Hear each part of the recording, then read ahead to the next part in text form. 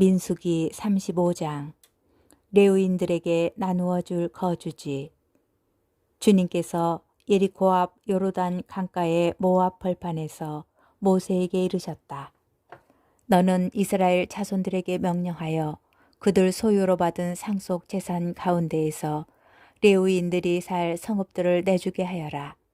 그 성읍들 주에 있는 목조지도 내주어야 한다. 그래서 그 성읍들은 레위인들이 살 곳이 되고 그 목초지들은 레위인들의 가축과 재산과 모든 짐승을 위한 곳이 되게 하여라. 너희가 레위인들에게 내줄 성읍의 목초지는 성벽에서 밖으로 사방 1000 암마의 땅이다. 성읍을 한가운데에 두고 성읍 바깥 동쪽으로 2000 암마, 남쪽으로 2000 암마, 서쪽으로 2000 암마, 북쪽으로 2000 암마씩 재어라. 이것이 그들의 성읍에 딸린 목조지다. 너희가 레위인들에게 내줄 성읍들에는 살인자가 피신할 수 있도록 너희가 정한 도피 성읍 6이 들어있어야 한다. 이 밖에도 너희는 42 성읍을 내주어야 한다. 그래서 너희가 레위인들에게 내줄 성읍은 모두 48 성읍이 된다. 곧 그 성읍들과 거기에 딸린 목초지들이다.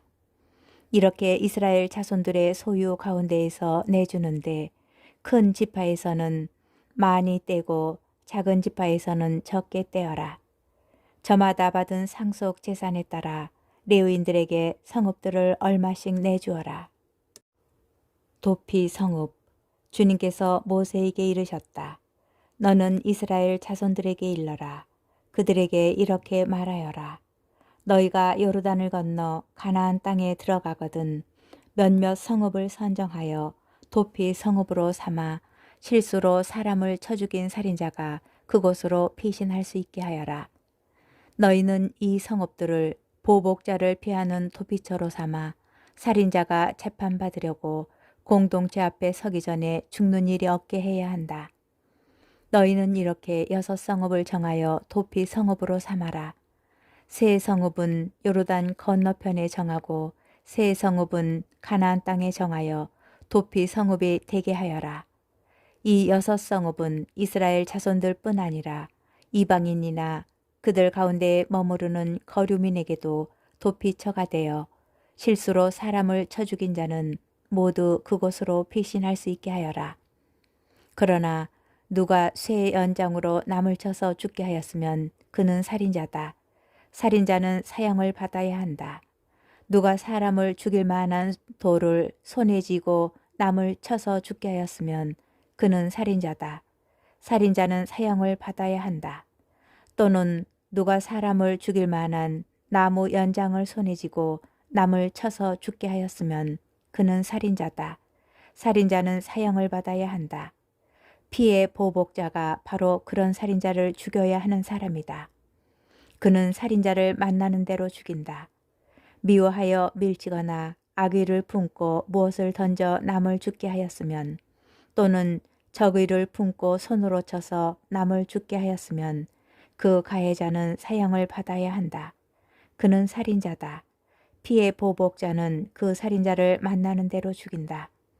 그러나 어쩌다가 적의 없이 남을 밀치거나 악의 없이 아무 연장이나 던졌으면 또는 미처 보지 못하고 사람을 죽일 만한 돌을 떨어뜨려 남을 죽게 하였으면 서로 원수도 아니고 해칠 뜻도 없었으므로 공동체는 이 법규들에 따라 그 가해자와 피해 보복자 사이를 판가름해 주어야 한다.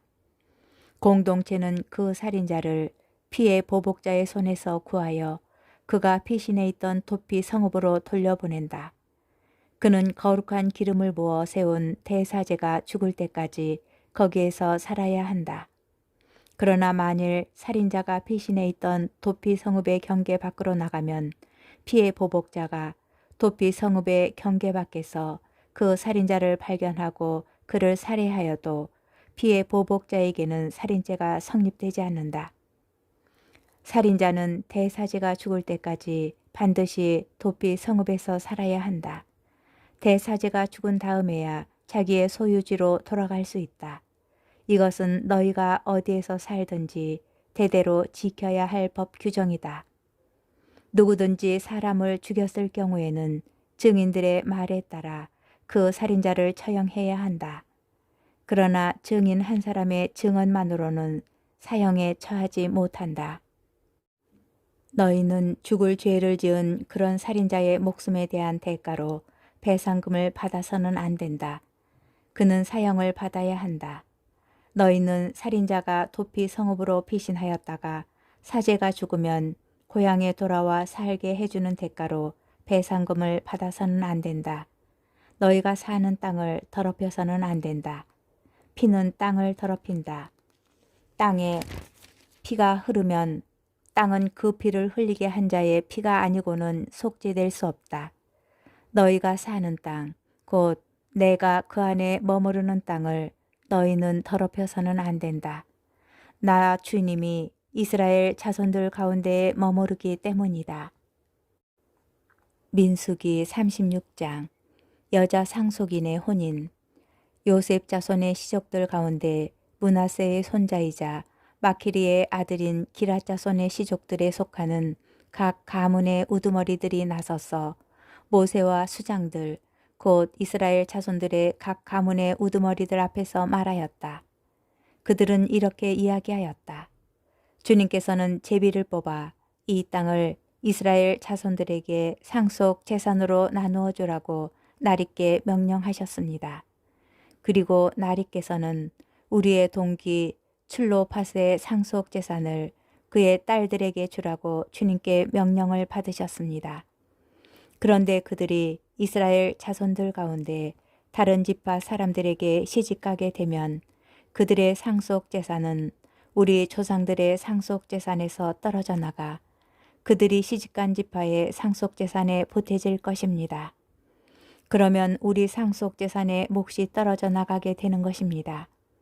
이스라엘 자손들에게 희년이 돌아온다 하여도 그들의 상속 재산은 그들이 시집간 지파의 상속 재산에 보태져 우리 조상 대대로 내려온 지파의 상속 재산에서 그들의 상속 재산이 떨어져 나가게 될 것입니다.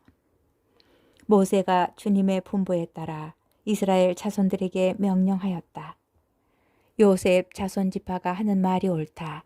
출로파스의 딸들과 관련하여 주님께서 명령하신 것은 이러하다.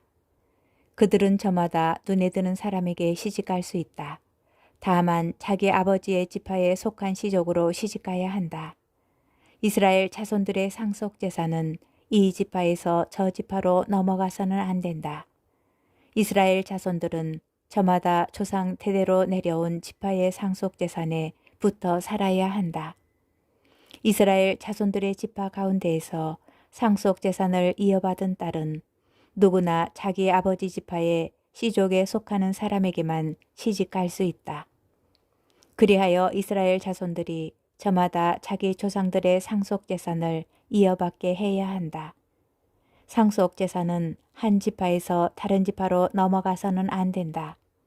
이스라엘 자손 지파들은 저마다 상속 재산에 붙어 살아야 한다. 그리하여 칠로파스의 딸들은 주님께서 모세에게 명령하신 대로 하였다. 칠로파스의 딸들 곧 마흘라, 티르차, 호글라, 밀카, 노아는 모두 사촌 오빠들에게 시집갔다. 이렇게 그들이 요셉의 아들 므낫세 자손의 시족에게 시집갔으므로 그들의 상속 재산이 그들 아버지 시족의 지파에 남아있게 되었다. 맺는 말. 이는 주님께서 예리코 앞 요르단 강가의 모압 벌판에서 모세를 통하여 이스라엘 자손들에게 명령하신 계명과 법규들이다.